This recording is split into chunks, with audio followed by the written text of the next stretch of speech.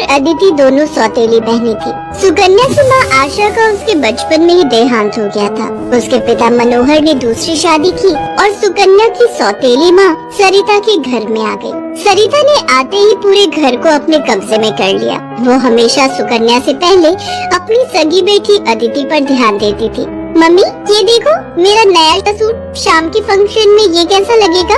ये तो बहुत सुंदर लग रहा है, रानी लगेगी बिल्कुल मेरी बेटी। मम्मी, वो सुकन्या को क्या दोगी पहनने के लिए? वो भी तो हमारे साथ शादी में जा रही है, पहन लेगी कुछ भी जो उसका मन होगा। मेरे पास इतने पैसे नहीं है कि मैं उसके लिए भी नया सूट खरीदूं। वैसे भी तुम्हारे पापा का अब इतना काम नहीं बचा। मेरे लिए तुम्हें नया सूट लेकर देना जरूरी था। बहुत लोग आएंगे वहाँ, क्या पता कोई तुम्हें अमीर घर का लड़का पसंद कर ले। अरे सरिता, कभी कभी अपनी बड़ी बेटी सुकन्या के बारे में भी सोच लिया करो। वो बेचारी भी तो शादी लायक है।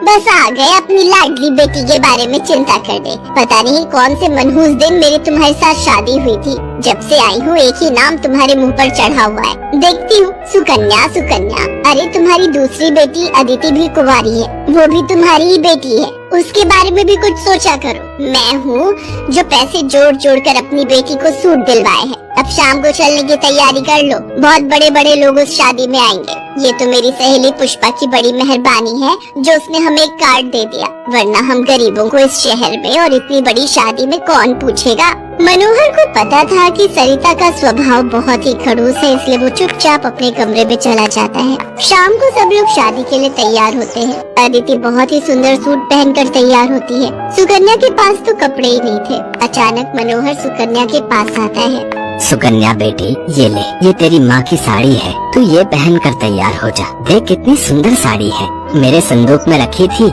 मैं वही ढूंढ रहा था और आज मुझे मिल गई। पिताजी, ये माँ की साड़ी सचमुच, ये साड़ी तो बहुत सुंदर है। शुक्रिया पिताजी, आज आपने माँ की ये साड़ी देखकर मुझे बहुत खुशी दी है। हाँ बेटी, अब ये साड़ी पहनकर जल्दी से तैयार हो जा, देखना सबसे सुंदर लगेगी मेरी बेटिया। सुकन्या अपनी माँ की साड़ी पहनकर तैयार हो जाती है। सब लोग शादी में पहुँचते हैं। सरिता जानबूझकर अदिति को ही आगे कर रही थी ताकि वहाँ लोग अदिति को ही देखें। तभी एक बहुत ही बड़े परिवार के लड़के आशीष की नजर सुकन्या पर पड़ती है। सुकन्या बिल्कुल अकेली खड़ी थी। वो लड़का उसके पास आया और उससे बात करने लगा। हेलो, मेरा नाम आशीष है और आपका? जी, मेरा नाम सुकन्या है।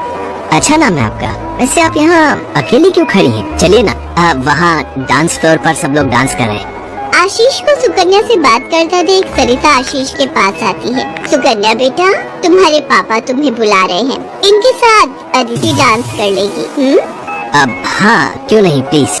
मनोहर ने तो सुकन्या को बुलाया ही नहीं था। ये सब तो सरिता की चाल थी। थोड़ी देर बाद सुकन्या फिर से खड़ी थी। अदिति आशीष के साथ डांस करने लगती है। आशीष अभी भी सुकन्या की तरफ ही देख रहा था। शायद उसे सुकन्या पसंद आने लगी थी। आशीष पूरी शादी में सुकन्या से बात करने की कोशिश करता रहा, पर बार बार सरिता अदिति को बीच में लाने लगी। पर आशीष के मन में तो कुछ और ही चल रहा था। एक दिन जब सुकन्या घर के काम कर रही थी तो अचानक मनोहर के साथ आशीष और उसके माता पिता आ जाते हैं। सरिता, जाकर जल्दी से चाय नाश्ते का इंतजाम करो। घनश्याम जी अपने बेटे आशीष का रिश्ता हमारी सुकन्या के लिए लेकर आए हैं। क्या? सुकन्या के लिए आशीष का रिश्ता? ये कैसे हो सकता है? मनोहर की बात सुनकर सरिता चौंक जाती है। सुकन्या तो घर की झाड़ पोछ में मैले कुचैले कपड़ों में मानो ऐसी लग रही थी जैसे कीचड़ में कमल। वहीं अदिति सोफे पर आराम से बैठी थी। सब कुछ आशीष और उसके माता पिता के सामने था। सुकन्या बेटिया, जाओ जल्दी से तैयार हो जाओ। अदिति, जाओ अपनी दीदी को तैयार कर दो। कोई जरूरत नहीं है तुम्हें उसे तैयार करने की। तुम उसकी नौकर नहीं हो जो उसे तैयार करो, अपने आप हो जाएगी तैयार। ये रिश्ता उसके लिए आया है, अदिति उसकी नौकरानी नहीं है। अंदर चल रही सरिता और मनोहर की बातें थोड़ी थोड़ी आशीष और उसके माता पिता के कानों में आ रही थी, इसलिए मनोहर बाहर आ जाता है। मनोहर जी, हमारे बेटे आशीष को आपकी सुकन्या उस दिन बहुत पसंद आई थी और वैसे भी हम आशीष के लिए लड़की ढूंढ ही रहे थे, इसलिए अचानक ही आपको मैंने फोन मिला दिया। मेरी सुकन्या तो बहुत किस्मत वाली है जो आप जैसे इतने बड़े घर का रिश्ता उसके लिए आया, वरना हम तो, मैं आपको क्या ही कहूँ। घनश्याम जी, आपने सचमुच मुझ पर बहुत बड़ा उपकार किया है। नहीं नहीं मनोहर जी, इंसान दिल से अमीर होता है। आपने अपनी बेटी सुकन्या को जो संस्कार दिए हैं वो किसी धन दौलत से कम नहीं। तभी सुकन्या चाय नाश्ता लेकर आ जाती है। सुकन्या का रिश्ता पक्का हो जाता है। भाई साहब, हमें आपकी सुकन्या बहुत पसंद है। हम तो जल्द से जल्द शादी करके सुकन्या को अपने घर की बहू बनाकर ले जाना चाहते हैं। बस आप शादी की तैयारियां कीजिए। आशीष के माता पिता के मुंह से ये बातें सुनकर मनोहर की खुशी का ठिकाना नहीं था। सुकन्या आज एक बहुत बड़े घर की बहू बनने जा रही थी।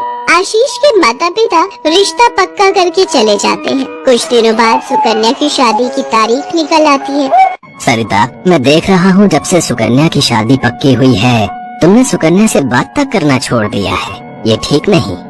तुम अपनी बेटी की शादी करो, मैं इस शादी में कोई हाथ नहीं लगाऊंगी। ये रिश्ता मेरी बेटी के लिए था। मैं चाहती थी आशीष के साथ अपनी बेटी का रिश्ता करना, पर तुम्हारी उस सुकन्या ने सब काम खराब कर दिया। ये तुम गलत कह रही हो सरिता। सुकन्या के लिए आशीष के माता पिता खुद से रिश्ता लेकर आए हैं। तुम्हें तो खुश होना चाहिए। तुम क्यों सौतेलापन सुकन्या के साथ रख रही हो? तुम्हें तो उसकी सगी माँ बनकर उसे विदा करना चाहिए। मैं इसलिए तुम्हें उसकी माँ बनाकर लाया था, वरना क्या कहो तो मैं अभी ये घर छोड़कर चली जाती हूँ। बोलो। मनोहर की बात